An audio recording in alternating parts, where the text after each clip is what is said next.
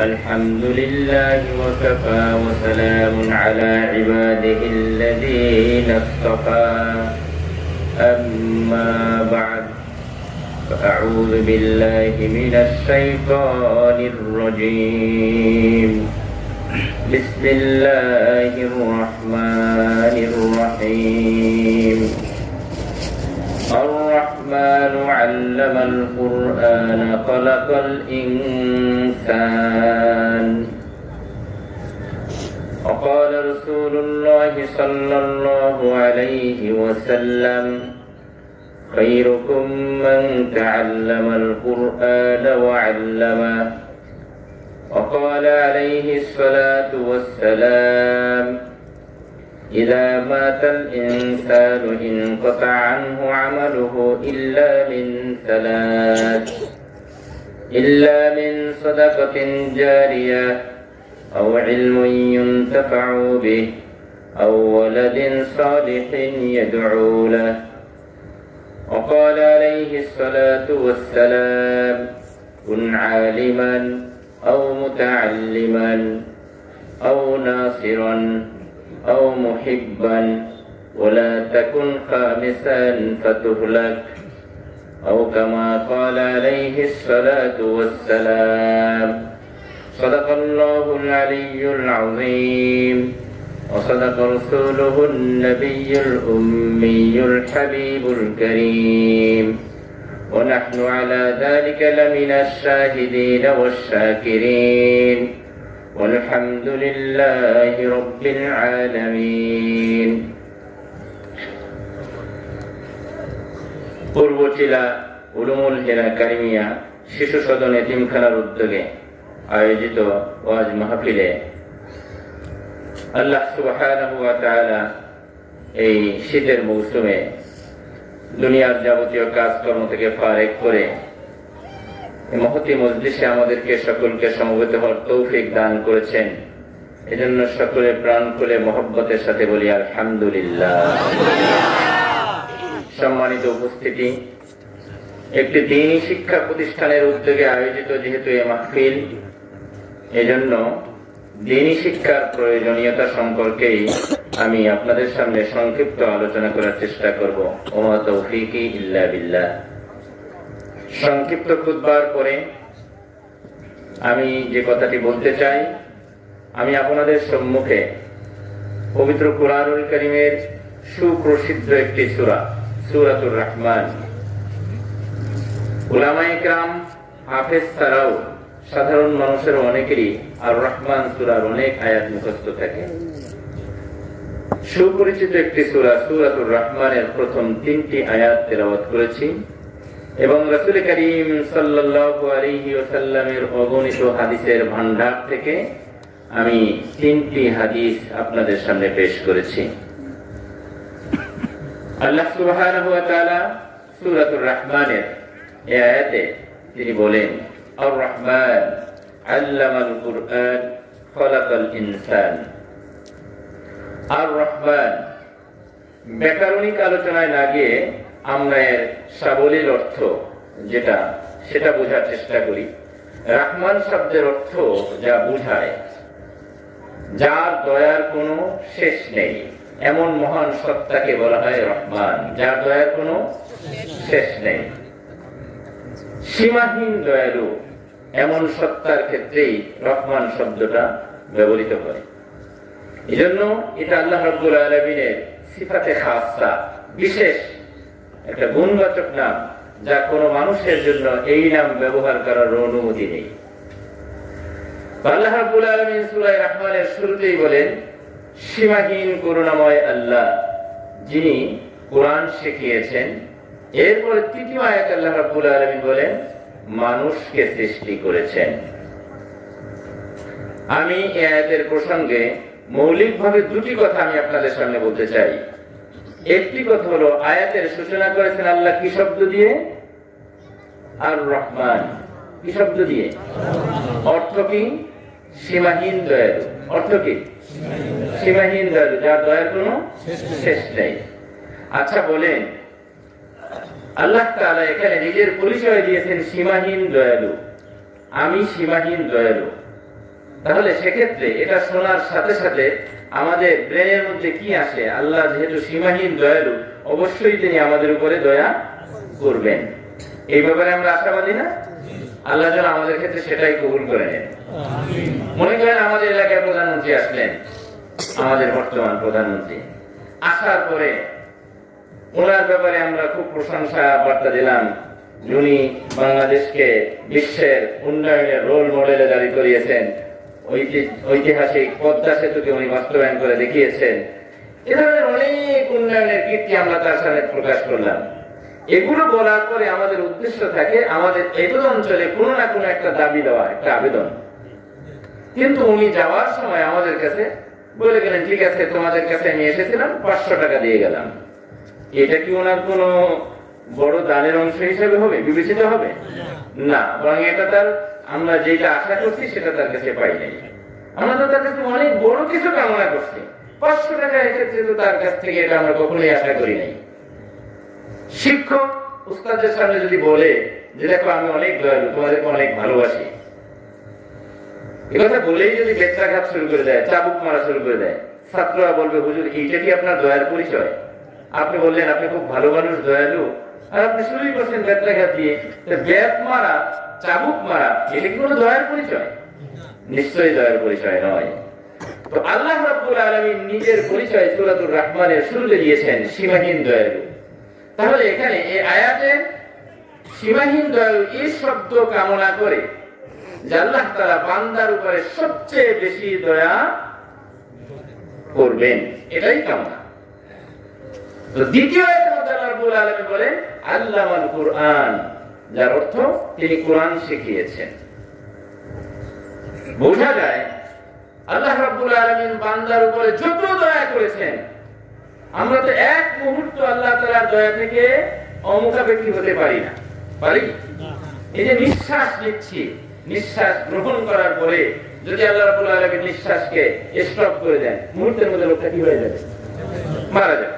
তো আমরা তো প্রতিটি মুহূর্তে, প্রতিটি নিঃশ্বাসে, শ্বাসে প্রশ্বাসে তার রহমে, তার করুণার ভিখারি, মুখাপেক্ষী। তো তিনি এখানে বলছেন আমি সীমাহীন দয়ালু। সীমাহীন দয়ার বহিঃপ্রকাশ কিভাবে ঘটিয়েছেন? দ্বিতীয় আয়াতে আল্লাহ রাব্বুল আলামিন বলেন তিনি কোরআন শিক্ষা দিয়েছেন। বোঝা যায় আল্লাহ রাব্বুল আলামিন বান্দার উপরে যত দয়া করেন, সবচেয়ে শ্রেষ্ঠতম দয়া এবং অনুগ্রহ হলো বান্দাকে কোরআনের শিক্ষা দেওয়া। এর চেয়ে বড় কোন দয়া বান্দার জন্য আল্লাহর পক্ষ থেকে হতে পারে না। যদি বান্দার জন্য কোরআনের চেয়ে বড় কোন সম্পদ বান্দার জন্য থাকতো, আল্লাহ রাব্বুল আলামিন আর রহমান শব্দের পরে সেটাকে উল্লেখ করতেন। আল্লাহ রাব্বুল আলামিন আমাদের খাবারের ব্যবস্থা করেন, রিজিক কে দেন? আমাদের আল্লাহ। আমাদের মৌলিক চাহিদা বলতে যা কিছু বুঝি সবকিছু কে প্রদান করেন? আল্লাহ রাব্বুল আলামিন প্রদান করেন। তো খাবারটা যদি মুখ্য হতো, সবচেয়ে বড় নিয়ামত হতো, আল্লাহ রাব্বুল আলামিন এখানে বলতে পারতেন আর রহমান আতামাকুমুত তাআম, দয়ালু আল্লাহ তিনি তোমাদেরকে খাবার খাওয়ান। কিন্তু আল্লাহ এটা বলেননি, বলেছেন পোশাক পরানো। এটা যদি আল্লাহ রাব্বুল আলামিনের সবচেয়ে বড় দয়া হতো, বলতে পারতেন আলবাসাকুমুস সিয়াব, আল্লাহ তোমাদের কাপড় পরানোর ব্যবস্থা করে দিয়েছেন। কিন্তু আল্লাহ রাব্বুল আলামিন দয়ার স্থলে খাবার খাওয়ানো, পোশাক পরানো এ কথা বলেন নাই। কি বলেছেন? কোরআন শিক্ষা দিয়েছেন। তাহলে বোঝা যায় মুমিনের প্রতি, বান্দার প্রতি আল্লাহ রাব্বুল আলামিনের যত দয়া, সবচেয়ে শ্রেষ্ঠতম দয়া হলো বান্দাকে কোরআনের শিক্ষা প্রদান করা। এক। দ্বিতীয় যে কথাটা আমি এখানে আপনাদের সামনে পেশ করতে চাই এই আয়াতের প্রেক্ষাপটে, সেটি হলো আল্লাহ রাব্বুল আলামিন এখানে মধ্যে বলতেছেন সীমাহীন দয়ালু আল্লাহ যিনি কোরআন শিক্ষা দিয়েছেন। তৃতীয় আয়াতে বলেন তিনি মানুষ সৃষ্টি করেছেন। আচ্ছা, আপনাদের জানা কি পৃথিবীতে কি কোরআন আগে নাজিল হয়েছে না মানুষ আগে এসেছে? মানুষ আগে এসেছে, কারণ কোরআন নাজিল হয়েছে বিশ্বনবী মুহাম্মদুর রাসূলুল্লাহ সাল্লাল্লাহু আলাইহি ওয়াসাল্লাম। আর তারও আগে আদম আলাইহিস সালাম থেকে শুরু করে সাইয়েদনা হযরত ঈসা আলাইহিস সালাম পর্যন্ত লক্ষাধিক নবী রাসূল অতিক্রান্ত হয়েছেন। ইমাম ইবনে আসাকিরের ভাষ্য মতে অন্তত আদম আলাইহিস সালাম থেকে শুরু করে বিশ্বনবী সাল্লাল্লাহু আলাইহি ওয়াসাল্লাম পর্যন্ত 7 থেকে 7,500 বছর মানুষের জীবনের সময় অতিক্রম করেছে। এই 7,000 বছরের মধ্যে লক্ষ লক্ষ কোটি কোটি মানুষ এসেছেন, লক্ষাধিক নবী এবং রাসূলগণ এসেছেন। তো কোরআন তো একটা সবচেয়ে সর্বশেষ নবীর বলে, তো মানুষ তো পৃথিবীতে কোরআনের অনেক আগে এসেছে। তাহলে সেই হিসাবে বলা দরকার ছিল দয়ালু আল্লাহ যিনি মানুষ সৃষ্টি করেছেন এরপরে কোরআন শিক্ষা দিয়েছেন, কারণ মানুষ আগে সৃষ্টি করেছেন, কোরআন পরে নাযিল করেছেন। কিন্তু দেখেন আমাদের বাহ্যিক দাবির বিপরীতে আল্লাহ রাব্বুল আলামিন বলতেছেন আর রহমান আল্লামাল কুরআন খালাকাল ইনসান, দয়ালু আল্লাহ যিনি কোরআন শিখিয়েছেন এরপরে বলেন তিনি মানুষ সৃষ্টি করেছেন। অথচ আমরা জানি মানুষ সৃষ্টি আগে করেছেন, আমাদের পৃথিবীতে আগে প্রেরণ করেছেন, কোরআন তো পরে নাযিল করেছেন।